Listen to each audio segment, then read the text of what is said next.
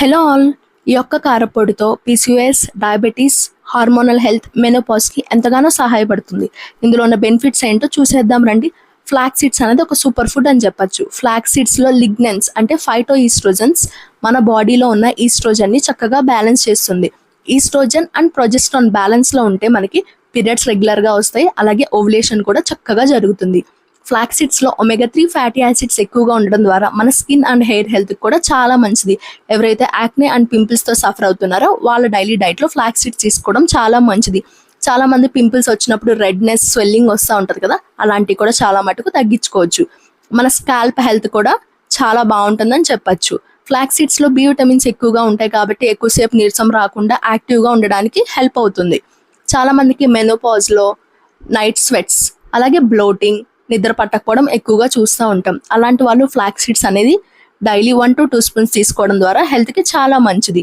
Flax సీడ్స్ని ఎప్పుడైనా సరే డ్రై రోస్ట్ చేసి తీసుకోవాలి.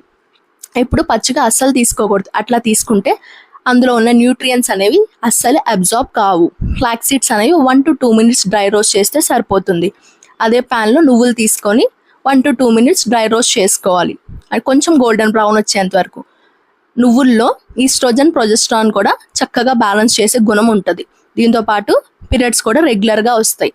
నువ్వుల్లో జింక్ అనేది ఎక్కువగా ఉండడం ద్వారా మన హార్మోన్స్కి చాలా మంచి చేస్తుంది, అలాగే హార్మోన్స్ చక్కగా ప్రొడ్యూస్ అయ్యేలా చేస్తుంది బాడీలో. అదే ప్యాన్లో జీలకర్ర, కరివేపాకు వేసుకొని చక్కగా డ్రై రోస్ట్ చేసుకోవాలి. జీలకర్ర డైజెషన్కి హెల్ప్ అవుతుంది. కరివేపాకులో అన్ని వైటమిన్స్, మినరల్స్ కూడా ఎక్కువగా ఉంటాయి. లైట్గా 1 to 2 మినిట్స్ డ్రై రోస్ట్ చేసుకుంటే సరిపోతుంది. ఇవన్నీ ప్లేట్లో వేసుకొని 1 to 2 మినిట్స్ చల్లారి పెట్టుకోవాలి. ఇక్కడ పులుపు కోసం ఎండిన మామిడి తొక్కలు వేసాను అనమాట. అంటే మామిడికాయలు ముక్కలు కోసి ఎండబెడతాం కదా, ఆ ముక్కలు అనమాట. చింతపండు వేస్తే ఎక్కువ ఉప్పు పడుతుంది కాబట్టి నేను ఈ మామిడికాయ ముక్కలు యూస్ చేశాను. ఇది కారం, ఇంట్లో చేసిన కారం, వెల్లుల్లిపాయలతో చేసిన కారం, ఇంట్లో ఆడించుకుంటాం కదా, అది వేసి 1 to 2 మినిట్స్ మంచిగా గ్రైండ్ చేసుకోవాలి.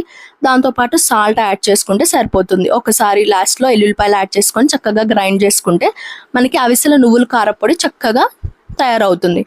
నేనైతే ఎప్పుడు ఇంట్లో పెసరపప్పు అన్నమే కుక్ చేస్తాను.